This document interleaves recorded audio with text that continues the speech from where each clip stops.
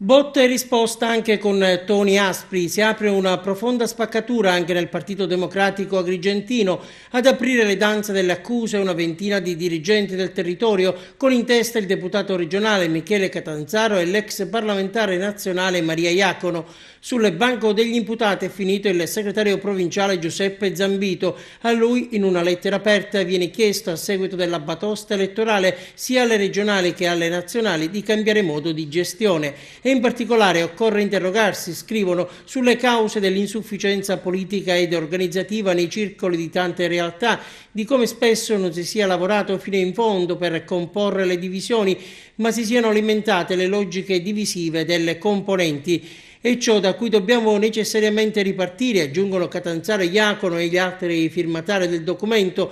Vogliamo positivamente contribuire al rilancio del partito a partire dal territorio. Il PD anche nella nostra provincia deve cambiare registro e farlo sul serio, senza infingimenti o ipocrisie, tuonano, coinvolgendo davvero tutti nelle scelte ed evitando forzature come tante volte abbiamo chiesto non ascoltati. Insomma, viene invocata una gestione collegiale del partito, pronta alla replica di Zambito, sentitosi quasi accerchiato. Se mi si vuole trasformare in un capro espiatorio, io non ci sto. Questa è la prima reazione del segretario provinciale del Partito Democratico, che poi attacca. Maria Iacono dimentica di dire che lei ha fino ad oggi condizionato in senso positivo la scelta degli organismi di questo partito, che sono stati definiti anche con il suo concorso. Non si capisce quindi perché oggi parli come se provenisse da un altro pianeta.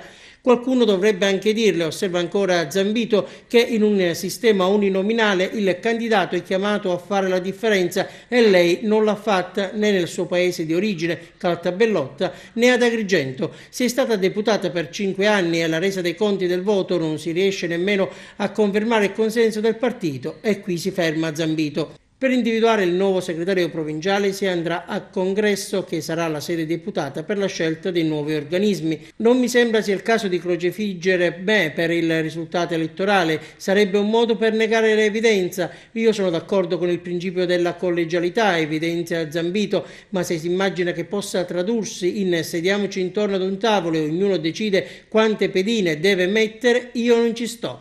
E questo perché è un esperimento che in questa provincia è già fallito. Infatti, mentre si cercava condivisione pubblicamente, ognuno sul territorio agiva per conto suo. È il momento in cui ognuno, conclude Giuseppe Zambito, deve assumersi le proprie responsabilità.